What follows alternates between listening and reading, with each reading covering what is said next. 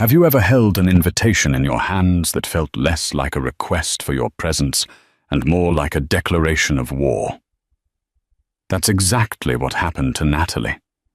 Picture this: 6 months after being thrown out onto the street by her husband for being too hormonal and pregnant, she gets a heavy cream-colored envelope. It wasn't an apology. It was an invitation to his wedding to the very mistress he destroyed their family for. He thought she would show up broken, pregnant, and alone. He had no idea she was about to arrive with a billionaire on her arm and a secret that would shatter his perfect day. Grab your popcorn, because revenge is a dish best served. Expensive. The rain in Seattle always felt personal to Natalie, but today it felt like the sky was weeping specifically for her. Inside her cramped one-bedroom apartment on 4th Avenue, the air smelled faintly of formula and lavender. It was a chaotic symphony of sounds: the hum of the radiator, the distant wail of a siren, and the synchronized cooing of 3 6-month-old babies lying on a playmat in the center of the living room. Leo, Sam, and Maya, her triplets, her miracles, and the reason her life had imploded. Natalie brushed a stray lock of dark hair from her face, her eyes scanning the pile of mail she had just retrieved from the downstairs box.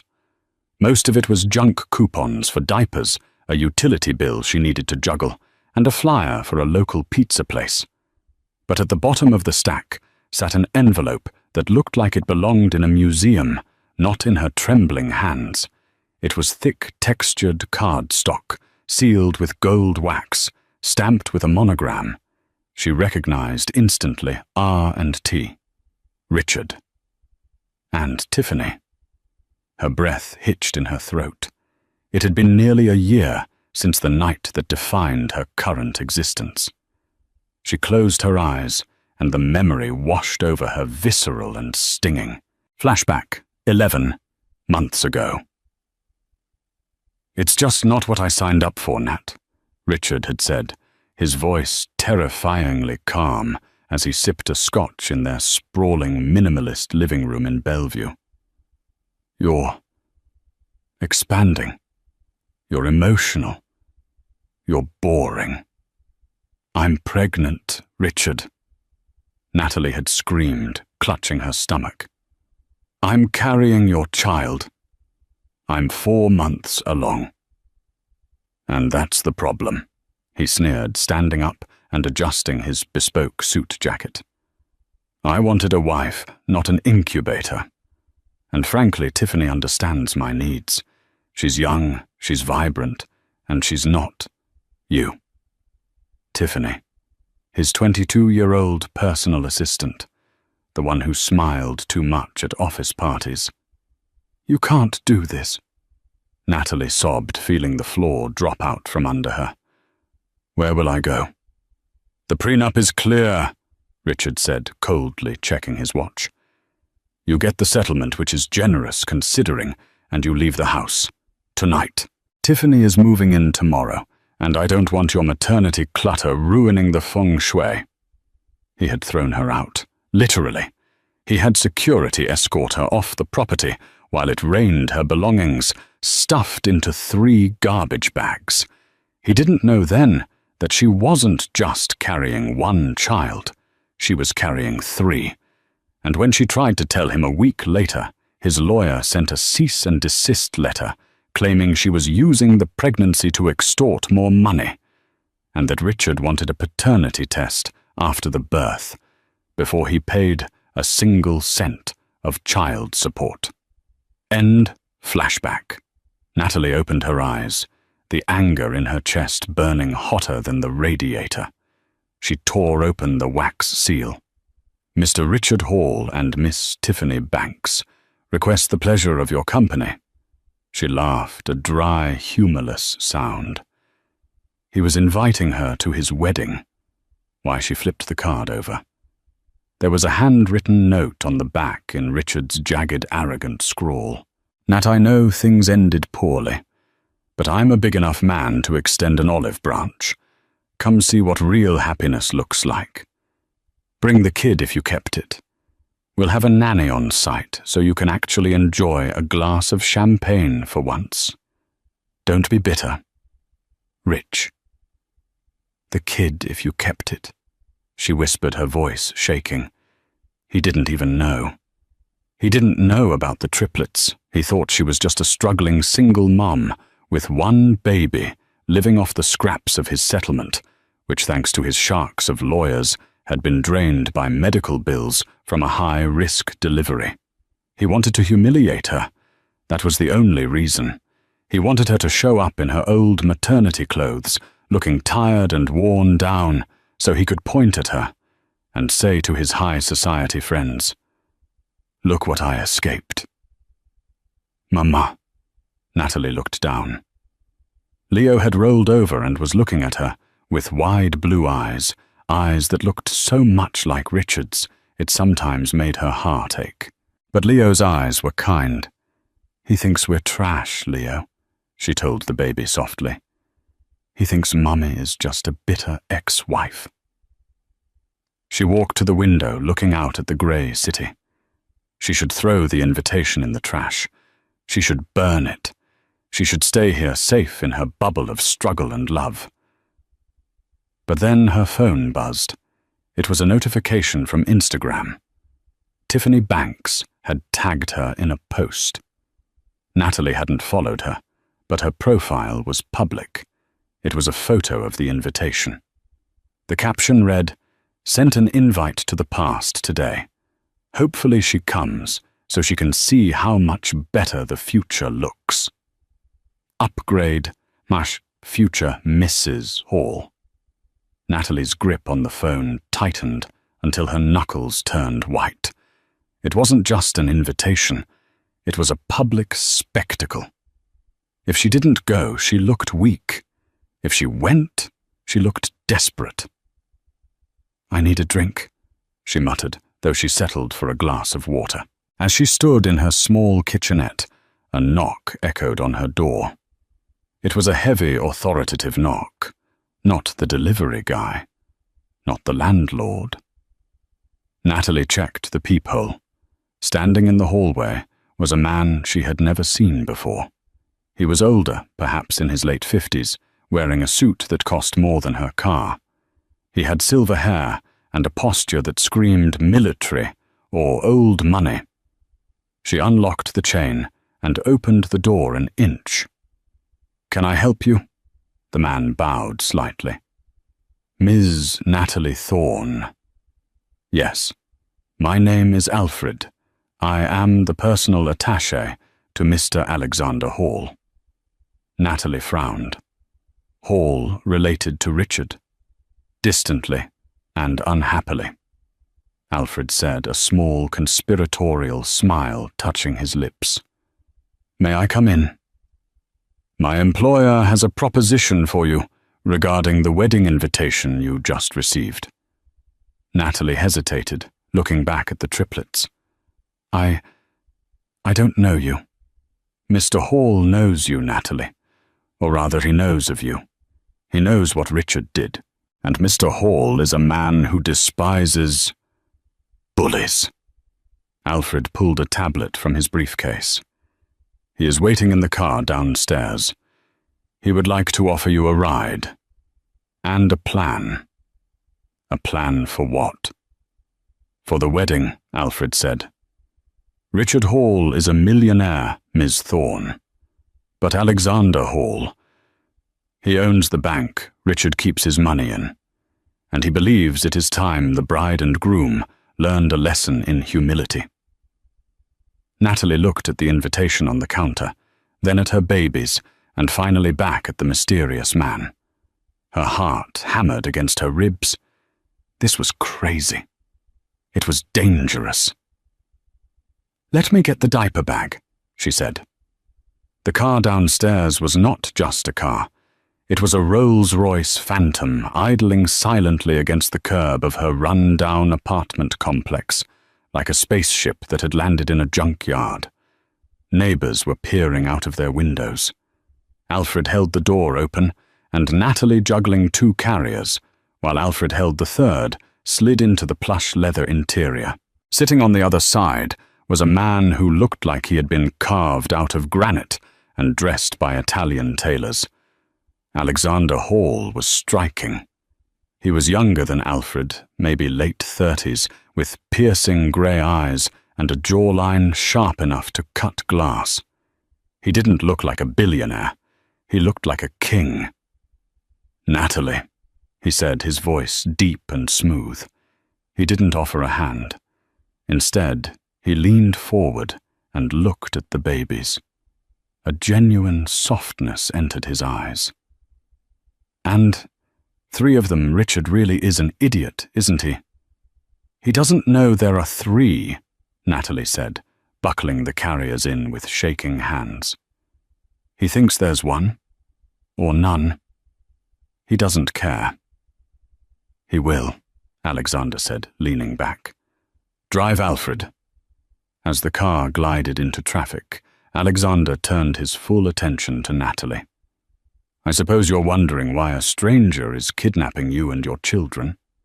"The thought crossed my mind," Natalie said, surprising herself with her boldness. "Are you really his cousin? Second cousin. We share a great-grandfather and a last name. That is where the similarities end. Richard inherited a construction firm and thinks he is a god. I built a global tech conglomerate, and I know I am merely a man with resources." Alexander tapped his fingers on the armrest. "I received an invitation to this wedding as well. It seems Richard wants to show off to the rich branch of the family." "So why do you need me?" "I don't need you, Natalie. I want to help you. I saw what he did to you. It was distasteful, public, cruel." Alexander's eyes darkened. "I have a particular disdain for men who abandon their responsibilities. When I heard he invited you to mock you, I decided I wanted a date." Natalie blinked. "You want me to be your date?" "No," Alexander corrected. "I want you to be my fiancé."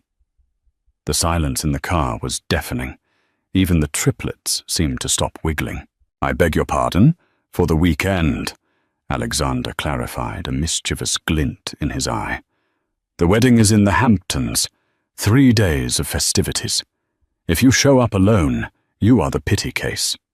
If you show up with me, Alexander Hall, the man Richard has been trying to impress his entire life on your arm, wearing a ring worth more than his house. You are not the victim. You are the one who won. You want to pretend to be engaged. That's like a bad movie plot." "Life is a bad movie, Natalie. We just need to write a better script." He reached into his pocket and pulled out a velvet box. He flipped it open. Inside sat a yellow diamond the size of a quail egg, surrounded by a halo of flawless white diamonds. "This belongs to my grandmother. She was a terrifying woman. She would have loved you." Natalie stared at the ring. It was beautiful. It was a weapon. "Why would you do this for a stranger?" she asked, searching his face for deceit. "Because Richard is trying to merge his company with one of my subsidiaries next month. He thinks this wedding is the place to seal the deal. I want him to know that the woman he threw away is the woman holding the keys to his future." Alexander smiled, but it wasn't warm. It was predatory. "And because I like triplets, they're efficient." He looked at her, waiting. "So, Natalie, do you want to go to the Hamptons and burn his ego to the ground, or do you want to go home?" Natalie looked at the ring. She thought of Richard's note. "Bring the kid if you kept it." She thought of Tiffany's hashtag. "Upgrade." She reached out and took the box. "Does it fit?" "If it doesn't," Alexander said, "we'll resize it before we land." "Land? The jet is waiting at Boeing Field. We have a wardrobe fitting in New York in 4 hours. You can't wear Seattle rain to a Hamptons wedding. The next 48 hours were a blur of luxury Natalie couldn't have imagined in her wildest dreams. They flew on a Gulfstream G650. The triplets had their own nanny on the flight, a kind British woman named Mrs. Higgins, who Alexander had on speed dial. For the first time in 6 months, Natalie slept for 5 uninterrupted hours while soaring at 40,000 feet. When they landed in New York, a fleet of SUVs whisked them to a penthouse overlooking Central Park. But there was no time to admire the view. A team of stylists was waiting. "She has good bones," a woman with purple hair muttered, tilting Natalie's chin up. "But she looks tired. We need to fix the skin. Hydrate. Glow." "The hair," another stylist said. "Dark chocolate. Glossy. We're going for old Hollywood revenge." Natalie stood like a mannequin as they worked. She was stripped of her spit-up, stained leggings and oversized t-shirt. She was scrubbed, polished, and painted. Alexander sat in the corner of the room working on a laptop, occasionally glancing up to nod approval. He wasn't controlling. He was curating. "The dress," Alexander said, pointing to a rack that had been rolled in. "Not the red one. Too cliché. Everyone expects the woman in red moment." "Then what?" the stylist asked. "The gold," Alexander said. "She should look like a trophy, the one he couldn't afford to keep." The dress was a custom Versace, a shimmering column of liquid gold that hugged every curve she still had and accentuated the ones she had gained. It had a slit that went up to her thigh and a neckline that was daring but elegant. When Natalie stepped out of the dressing room, the room went silent. She looked in the mirror and didn't recognize herself. The exhausted single mum was gone. Staring back was a goddess, a warrior queen dipped in starlight. "Perfect," Alexander said, standing up. He walked over to her and took her hand. He slid the massive yellow diamond onto her finger. It fit perfectly. "You look dangerous," he whispered. "I feel terrified," she admitted. "Good. Fear keeps you sharp. Now about the story. We met in Paris 6 months ago. I was acquiring a vineyard. You were strictly researching art." "I've never been to Paris," Natalie said. "You have now. We fell in love, instantly. You didn't tell me who your ex was until I got the invitation. I was furious, but you being the saint, you are convinced me to come to make peace." Natalie laughed. "So I'm the saint?" "In public, yes. In private, you can be as petty as you like." He checked his watch. "The helicopter leaves in 20 minutes. The rehearsal dinner is tonight. We need to make an entrance." "What about the babies?" "Mrs. Higgins and a security team will bring them in a separate vehicle. They will stay in the guest cottage of the estate I've rented next to the venue. We will reveal them. Strategically." "Strategically. At the ceremony," Alexander said. "Trust me." The rehearsal dinner was held at the Hall Vines, ironically a vineyard that Richard had been trying to buy for 3 years, completely unaware that it was owned by Alexander's holding company. The sun was setting over the Hamptons, casting a burnt orange glow over the white tents and manicured hedges. Richard stood near the entrance, a glass of scotch in hand, looking every bit the master of the universe. He was wearing a navy linen suit that cost $5,000, and next to him, Tiffany was preening in a white cocktail dress that looked suspiciously like a wedding gown. She was clinging to his arm, flashing a diamond that was respectable, but certainly not a headline. "Do you think she'll come?" Tiffany asked, her voice tight. She probably couldn't find a babysitter or a dress that fits. Richard swirled his drink. "She'll come. She needs the closure. And honestly, I want her to see this. I want her to see that I didn't just move on. I moved up. At that moment, the hum of an engine cut through the ambient jazz music. It wasn't the sound of a taxi or a rental sedan. It was the deep, throaty purr of a V12 engine. Conversation stopped. Heads turned toward the gravel driveway. A midnight blue Rolls-Royce Phantom, extended wheelbase, rolled to a stop right in front of the welcome tent. It was flanked by 2 black Escalades. The valet stepped forward, looking terrified, but the driver of the lead Escalade hopped out first, a massive man with an earpiece, and opened the rear door of the Rolls-Royce. A polished black dress shoe stepped out, followed by Alexander Hall. He adjusted his cuffs, his tuxedo jacket tailored to perfection, looking like he owned the very air they were breathing. He walked around the car, ignoring the valet, and opened the passenger door himself. And then Natalie emerged. A collective gus rippled through the crowd. The woman Richard remembered, swollen, tear-stained, wearing oversized sweatpants, was gone. In her place was a vision dipped in liquid gold.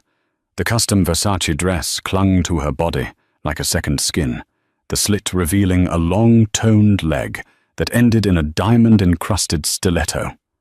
Her hair was a cascade of dark silk down her back, and her makeup was flawless, highlighting cheekbones Richard didn't even remember she had. But it was the ring that caught the light and the breath in everyone's throat. The yellow diamond flashed like a lighthouse beacon. "Oh my God," someone whispered. "Is that Natalie?" Richard dropped his glass. It shattered on the pavers, splashing scotch onto his expensive shoes. But he didn't notice. He was paralyzed. Natalie took Alexander's arm, her chin held high.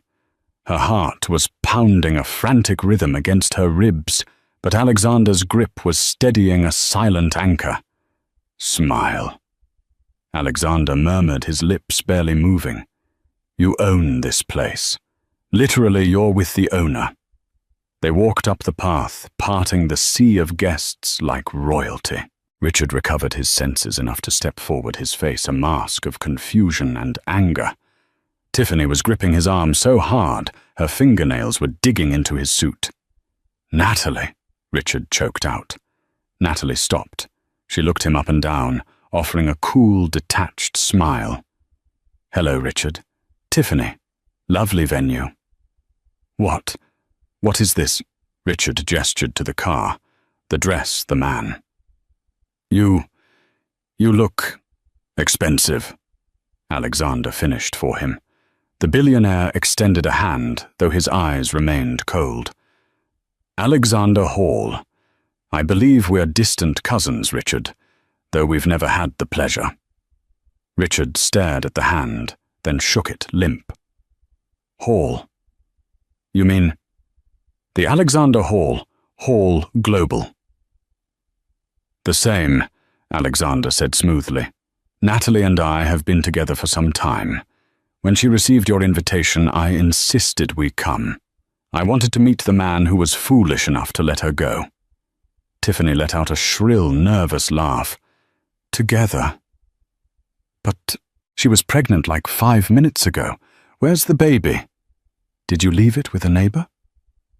The air grew icy. Alexander turned his gaze to Tiffany, looking at her as if she were a stain on the carpet. "Our children are with their nanny."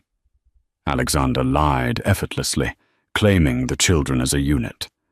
"And we prefer not to discuss domestic logistics at a party. It's gauche." He turned back to Richard. "I heard you're trying to bid on the construction contract for the new Hall Tech headquarters in Austin." Richard's eyes widened. That contract was worth $200 million. It was the lifeline his company needed. Yes, we submitted the proposal last week. I had no idea you were." "I review every major bid," Alexander said. He pulled Natalie closer, kissing her temple. "I usually don't mix business with pleasure, but Natalie has been telling me so much about your character. It's certainly given me a lot to consider regarding your application." Richard paled. He realized with a sinking horror that his business future was currently resting in the hands of the ex-wife he had discarded. "Shall we get a drink, darling?" Alexander asked Natalie, ignoring Richard completely. "We shall," Natalie said. As they walked away, she felt Richard's eyes burning into her back. But for the first time in a year, it wasn't a glare of judgment. It was a stare of longing and fear. The wedding morning was chaotic for everyone except for Natalie. While Tiffany was reportedly having a meltdown in the bridal suite because the florist had brought cream hydrangeas instead of ivory. Natalie was sitting on the private terrace of the guest cottage feeding Maya a bottle. The cottage was situated on the far edge of the estate, secluded by tall pines. It was the only reason Alexander had agreed to bring the triplets privacy. "You were incredible last night," Alexander said, stepping out onto the terrace with 2 coffees. He was wearing a casual cashmere sweater, looking unfairly handsome for 800 a.m. "I was shaking," Natalie admitted, burping Maya gently. "Did you see his face? He looked like he'd seen a ghost." "He saw a regret," Alexander corrected. He sat down, stroking Leo's head as the baby kicked on a playmat. "But today is the real show. Are you ready for the ceremony?" "I don't know if I can do. The triplets reveal Alex. It feels cruel." Alexander's expression hardened slightly. "Natalie, do you remember the voicemail he left you when you asked for help with the medical bills? The one where he said you were draining his resources?" Natalie looked down. She remembered. She had been in the NICU, terrified because Sam had breathing issues, and Richard had told her to stop calling him. "He invited you to parade his new life in your face," Alexander said softly. "He wanted to show you that he replaced you. We aren't being cruel. We are simply showing him the reality of what he abandoned. He thinks he abandoned a burden. We are going to show him he abandoned a legacy." He checked his phone. "Alfred has arranged everything. The ceremony starts at noon. We will arrive at 12:05. Late, fashionably, and disruptively." Meanwhile, in the groom's suite, Richard was pacing. "Who is he?" Richard snapped at his best man. "How did she meet Alexander Hall?" "She was living in a shoebox apartment 6 months ago." "Maybe she was dating him while she was with you," the best man suggested unhelpfully. "No." Richard slammed his hand on the table. "She was obsessed with me. She was pathetic. There's no way." He walked to the window. He should be happy. He was marrying Tiffany, who was young and hot and didn't have stretch marks. But all he could think about was Natalie in that gold dress. She had looked regal, and the business deal. If Alexander Hall was influenced by Natalie, Richard was screwed. He needed to fix this. He grabbed his phone and texted Natalie. "Can we talk just for 5 minutes, before the ceremony? Please." Natalie saw the text pop up. She showed it to Alexander. "Don't answer," Alexander said. "Let him sweat." "The ceremony is in 2 hours," Natalie said, her stomach twisting. "What if he makes a scene?" "He won't," Alexander promised. "He's too concerned with his image. That's his weakness, and we're about to exploit it." Alexander stood up and clapped his hands. "All right, team. It's time. Mrs. Higgins, get the strollers. The triple strollers." The strollers were a custom design Alexander had flown in from Germany. Sleek black leather, connected in a way that looked like a tactical formation rather than a nursery run. "You're enjoying this too much," Natalie said, smiling despite her nerves. "I despise men who mistreat women," Alexander said, buttoning his jacket. "And I really, really hate bad fathers. Let's go to a wedding." The setting for the wedding of Richard Hall and Tiffany Banks was aggressively perfect. The sunken gardens of the Hampton estate had been transformed into a botanical fortress of white roses, hydrangeas, and imported Italian marble statues. The air smelled of expensive perfume and the salty tang of the nearby ocean, though the heat of the midday sun was beginning to bake the 200 guests sitting in their lucite ghost chairs. At the altar, beneath an archway that cost more than most people's college tuition, Richard stood waiting. He adjusted his silk tie for the 10th time, feeling a bead of sweat trickle down his spine. It wasn't just the heat. It was the silence. It was the weight of the eyes boring into his back. His investors, his board members, his judgmental mother, who had never really liked Tiffany. He should have been thinking about his bride. Tiffany was currently making her way from the manor house, presumably looking like a princess. But Richard's mind was elsewhere. He was scanning the second row of seats. 2 seats remained conspicuously empty. They were reserved for Mr. Alexander Hall and guest. He's not coming. Richard thought a mix of relief and terror churning in his gut. He came to the dinner to scare me, but he wouldn't crash the actual ceremony. It's too gauche for a billionaire. If Alexander didn't show, the merger was dead in the water. Richard needed that handshake today. He needed to prove to his shareholders that the Hall family branches were united. The string quartet swelled into Wagner's bridal chorus. The guests stood. The heavy oak doors of the garden opened, and Tiffany appeared. She looked stunning, if a bit stiff, her dress a massive confection of tulle that seemed to swallow her whole. As she began her walk smiling tightly, Richard forced himself to breathe. It's happening. Just get through the vows. The priest, a man with a sonorous voice who clearly charged by the hour, began the liturgy. Dearly beloved, we are gathered here today to witness the union of Richard and Tiffany. The ceremony droned on. It was safe. It was scripted. It was boring. And then the priest reached the critical juncture. He looked out over the crowd, his glasses slipping down his nose. If anyone here knows of any lawful impediment, why these two should not be joined in holy matrimony, speak now or forever, hold your peace. Usually this is the moment for a breathless silence, a formality that no one takes seriously. But today the silence was shattered not by a voice, but by the crunch of heavy tires on gravel.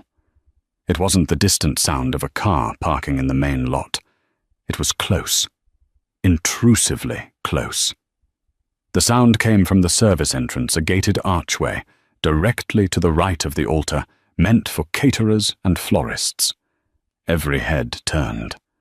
Tiffany froze her bouquet, trembling in her hands. Richard squinted against the glare. A stretch limousine, distinctively longer and more aggressive than the bridal cars, had bypassed the valet entirely and pulled up right to the iron gates of the garden. The engine hummed with a low, vibrating power that seemed to shake the delicate flower arrangements. The driver's door opened. A uniformed chauffeur stepped out, marched to the rear passenger door, and swung it open. First came the shoe, a polished black Oxford. Then the man. Alexander Hall stepped onto the white gravel, adjusting the cuffs of his morning suit. He looked like a 1920s robber baron who had just bought the bank and evicted the tenants. He didn't look at the crowd. He turned back to the car and extended a hand. Natalie emerged. If last night she had been a golden trophy today, she was the embodiment of ethereal, untouchable grace. She wore a dress of pale lavender silk that flowed like water around her frame, high-necked and long-sleeved modest, yet devastatingly elegant. A wide-brimmed hat, tilted at a jaunty angle, obscured her eyes, giving her an air of mystery that Tiffany's tulle explosion completely lacked. "What is she doing?" Tiffany hissed her voice, cutting through the stunned silence of the altar. "Get security!" But the security guards were confused. This was Alexander Hall. You didn't just tackle a man whose net worth was higher than the GDP of a small country. And then the real performance began. Natalie didn't walk toward the empty seats. She didn't walk toward Richard. She turned back to the open cavern of the limousine. From the depths of the car, Mrs. Higgins, the British nanny, stepped out. Then a second uniformed woman. Then a third. And then they unloaded the cargo. The strollers were matte black, sleek, and designed with military precision. They weren't just baby carriages, they were chariots. Alexander gestured for the nannies to stand down. He took the handle of the first stroller. He nodded to his head of security, a massive man named Gunther, to take the second. Natalie placed her manicured hands on the handle of the third. "Shall we?" Alexander's voice carried across the garden. They began to walk. They didn't use the side path. They didn't stay in the back. They steered the strollers onto the white runner, the very aisle Tiffany had just walked down, and began a slow, rhythmic march toward the altar. Crunch, crunch, crunch. The sound of the wheels on the runner was hypnotic. The guests were paralyzed. Phones were raised, recording the impossible scene. Richard felt the blood drain from his face, leaving him cold and dizzy. He looked at the strollers. 1, 2, 3. 3. They stopped 10 feet from the altar, creating a barricade between the couple and the guests. The string quartet had stopped playing, leaving only the sound of the wind in the trees and the soft gurgle coming from the first stroller. "Sorry for the interruption," Alexander announced, his tone conversational, as if he had just arrived late for lunch rather than destroyed a wedding. Traffic was a nightmare, and traveling with 3 infants is logistical. Richard took a step down from the altar, ignoring Tiffany's claw-like grip on his arm. He looked at Natalie, who was staring back at him with a calm, terrifying serenity. "Infants." Richard's voice was a cracked whisper. "Natalie, what is this?" "This," Natalie said, her voice clear, projecting to the back row without a microphone, "is the reason I was so hormonal when you threw me out, Richard." She reached down and lowered the canopy of her stroller. The crowd leaned forward. Inside lay Leo. He was awake, his wide, curious eyes scanning the strange faces. He had dark fuzz on his head and a chin that was undeniably, unmistakably a Hall chin. He was wearing a tiny bespoke tuxedo vest. A collective gasp ripped through the audience. It was a physical reaction, a wave of shock. "Leo," Natalie introduced him. Alexander lowered the canopy of his stroller. And Sam. Sam was asleep, his fist curled against his cheek, looking like a cherub painted by Raphael. Then the security guard lowered the third. "And Maya," Natalie finished.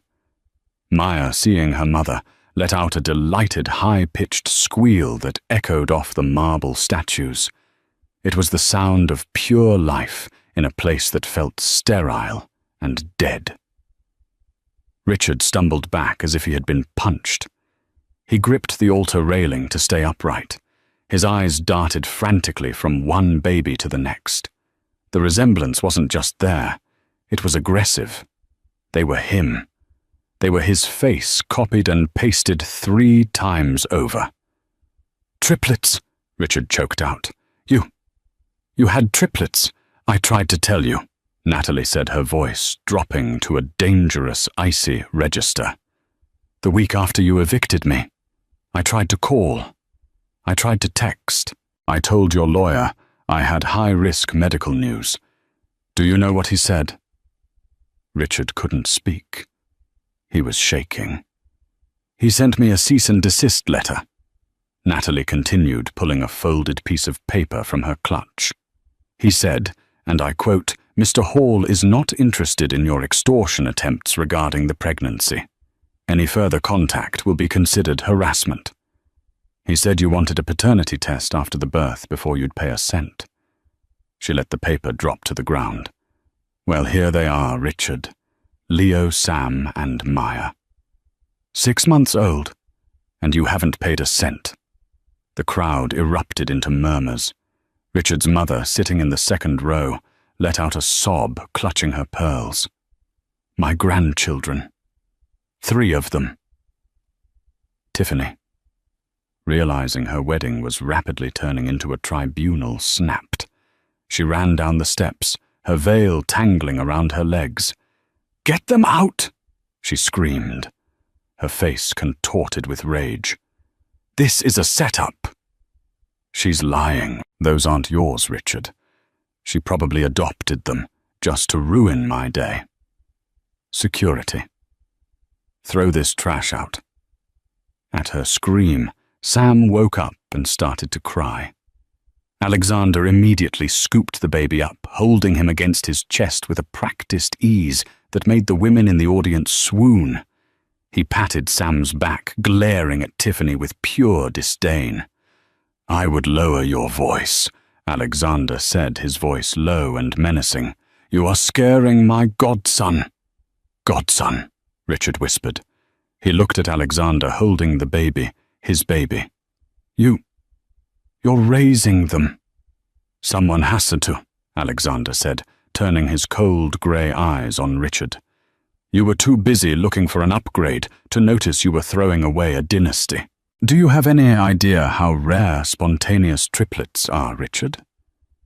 Do you have any idea the strength it took for Natalie to carry them alone, to deliver them alone, to raise them alone for 6 months while you planned flower arrangements?" Richard looked at his investors in the front row. Mr. Henderson, the key vote for the merger, looked disgusted. He was shaking his head, closing his portfolio. "I didn't know," Richard pleaded, looking at Natalie.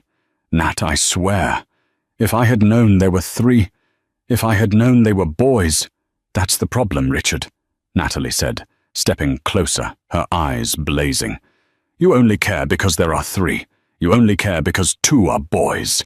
If it had been just 1 girl, I'd still be in that apartment, wouldn't I?" "You don't want to be a father. You want heirs." "We can fix this," Richard said, panic rising in his chest. He looked at the babies, his legacy. "We can. I have rights. I'm their father." "Biologically, yes," Alexander interjected, stepping between Richard and Natalie like a human shield. "But financially, morally, legally, you are a stranger." Alexander reached into the inside pocket of his jacket. He pulled out a thick, cream-colored envelope sealed with the Hall Global crest. "I came here for 2 reasons, Richard," Alexander said. "First, to support Natalie, who is the strongest woman I have ever met.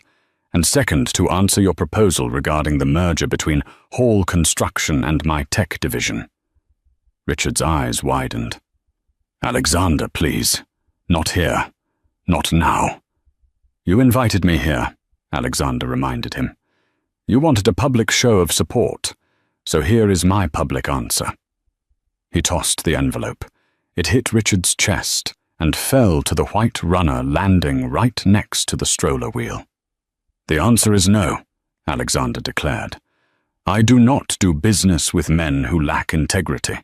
I do not entrust my capital to men who abandon their own blood. If you can't manage your own family, Richard, you certainly cannot manage my infrastructure."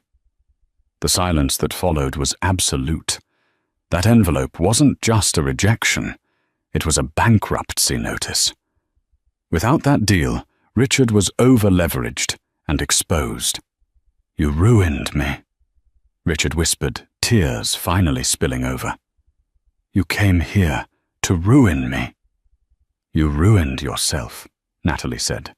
She leaned in, her voice soft but audible to everyone nearby. "I just brought the mirror so you could watch it happen." She turned to Alexander. "I'm ready to go.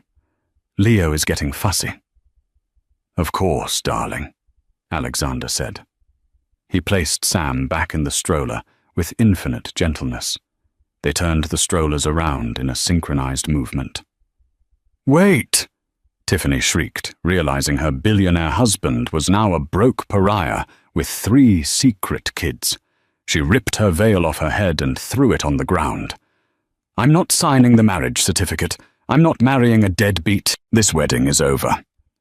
As Natalie and Alexander began the long walk back up the aisle, chaos erupted behind them. Tiffany was screaming at Richard.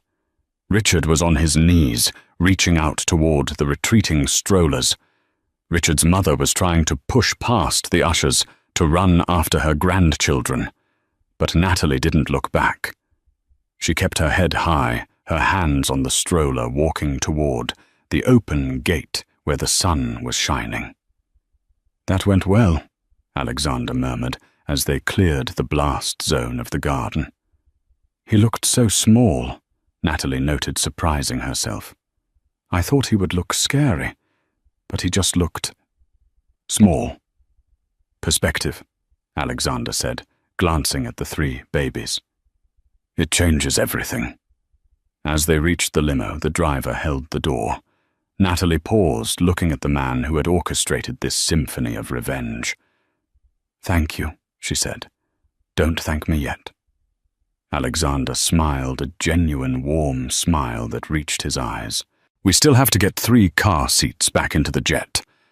That is the real challenge." Behind them, the sounds of the wedding imploding grew louder.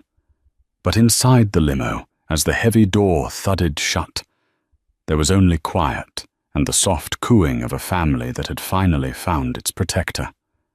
The fallout from the wedding of the century was less of a scandal and more of a cultural event. The video of the triplet reveal didn't just go viral, it became a global phenomenon. Within 48 hours, the 14-second clip of Natalie and Alexander marching down the aisle with 3 strollers had accrued 70 million views. The hashtag #HallTripletRevenge trended on Twitter for 3 days straight, eclipsing the actual news cycle.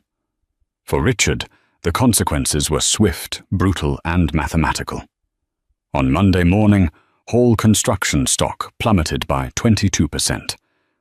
By Wednesday, the board of directors held an emergency meeting. They didn't care about his infidelity. They cared about the public rejection by Alexander Hall. Alexander's envelope, the rejection of the merger, was viewed by the market as a death knell. By Friday, Richard was voted out as CEO of his own company. Tiffany didn't even wait for the stock to hit bottom. She filed for an annulment on the grounds of fraud, claiming Richard had misrepresented his financial status and family baggage. She gave an exclusive interview to Vanity Fair, titled "I Was the Victim Too," which nobody believed but everyone read. But miles away from the chaos in the quiet, tree-lined streets of New York's Upper West Side, Natalie was finally breathing. 3 months had passed since the Hamptons. Life had settled into a rhythm that was exhausting, but beautiful. She wasn't living in the penthouse anymore. She had insisted on independence. Alexander had found a compromise, a stunning, historic brownstone near the park, owned by his real estate trust, which he leased to her for the symbolic price of $1 a month until her new business got off the ground. And her business was flying. Natalie had launched the Phoenix Collective, a consultancy firm helping women navigate high-conflict divorces and financial recovery. Her waiting list was already 6 months long. It was a Tuesday evening, and a heavy grey rain was battering the city. Inside the brownstone, however, it was warm. The smell of roasted chicken and baby powder filled the air. Natalie was in the living room, folding a mountain of tiny laundry, when the intercom buzzed. It was an insistent, desperate sound. She checked the monitor. Her heart skipped a beat, then hardened into a cold stone. Standing on her stoop, soaked to the bone, was Richard. He looked like a ghost of the man she had known. His hair was matted to his forehead. His suit was ill-fitting, likely off the rack, and his eyes were hollowed out by stress and sleepless nights. Natalie hesitated, then walked to the front door. She didn't open the heavy oak door. She only opened the small iron-barred viewing gate. "Richard," she said, her voice flat. "You're violating the restraining order." "Please, Nat." Richard's voice was broken, barely audible over the rain. "I fired my lawyers. I can't afford them. I need to talk to you, human to human. We stopped being human to human when you had security throw me onto the street while I was pregnant," Natalie replied, clutching her cardigan tighter around herself. "Go home." "I don't have a home." Richard snapped, a flash of his old temper flaring before extinguishing into misery. "The bank took the house in Bellevue. Tiffany took the apartment. I'm staying in a motel in Queens, Natalie. A motel." He gripped the cold iron bar's water dripping from his nose. "I know I messed up. I know I was cruel. But they're my children. I saw the pictures in the magazines. Leo, he looks just like my father. I have a right to know them. I have a right to be a father." "Rights?" The deep, rumbling voice came from the shadows of the hallway behind Natalie. Richard flinched as Alexander stepped into the light. He wasn't wearing a tuxedo today. He was wearing jeans and a soft grey sweater, his sleeves pushed up, looking effortlessly dominant in Natalie's domestic space. "Alexander," Richard hissed. "Still playing the white knight. I'm not playing anything, Richard. Unlike you, I don't treat family as a performance." Alexander moved next to Natalie, his presence a warm wall of protection. He pulled a folded document from his back pocket. "You mentioned rights," Alexander said calmly. "Do you remember the document your lawyer drafted 7 months ago? The paternity denial and waiver form?" Richard blinked, confused. That was standard legal posturing. I didn't mean it." "The law doesn't care about your intent. It cares about your signature," Alexander said. "You signed a document stating that you denied paternity until a DNA test was performed after the age of 1 year. You also waived all medical decision-making and custody rights during that interim period to avoid financial liability." I was angry. I was trying to protect my assets. "And in doing so, you abandoned your children," Alexander said, his voice dropping to a low, lethal register.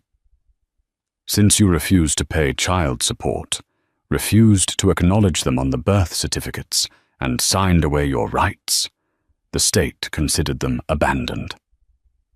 Richard's face went pale. "What are you saying?"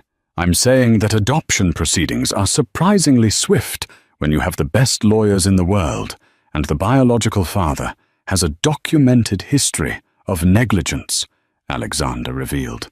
"Adoption," Richard whispered. He looked at Natalie. You let him adopt them."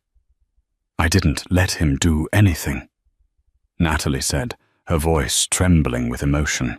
"He stepped up, Richard. He was there for the colic. He was there for the fevers.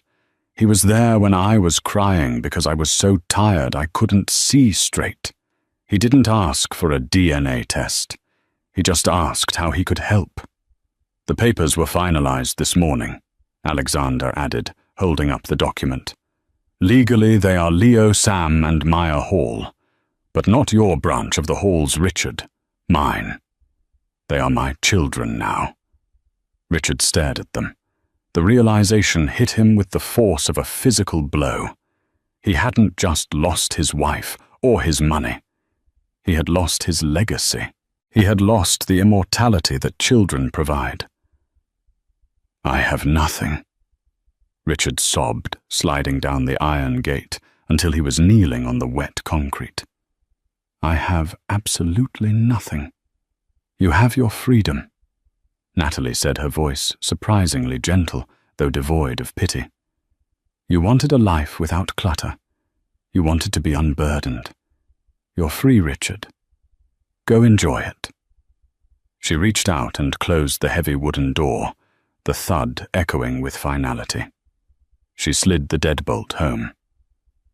The silence in the hallway was heavy. Natalie leaned her forehead against the wood, taking a shaky breath. "Are you okay?" Alexander asked softly. "I feel—" Natalie turned to face him, a tear sliding down her cheek. "I feel light. Like a weight I've been carrying for a year just vanished." "Good," Alexander said.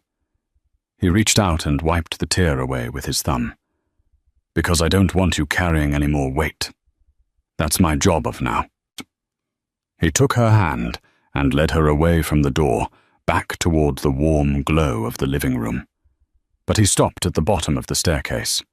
"Natalie," he started, and for the first time since she'd met him, the billionaire looked nervous.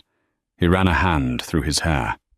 I realized something today, while I was signing the adoption papers."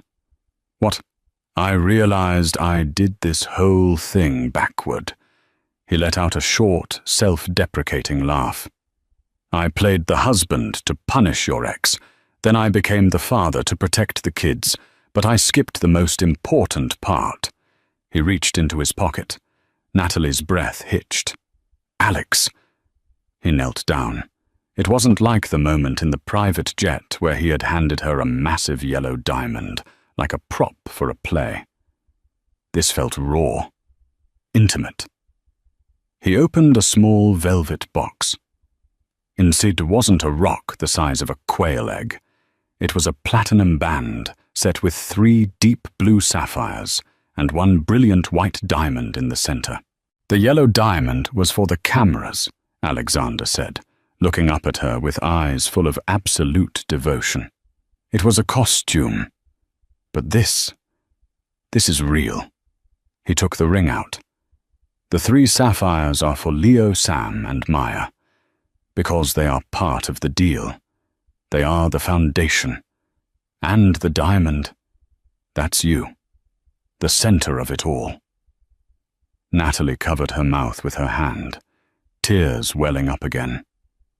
"I don't want to pretend any more, Natalie," Alexander whispered. "I don't want a fake fiancé for the gala season. I want a partner. I want to wake up in this house with you every day. I want to argue about whose turn it is to change diapers.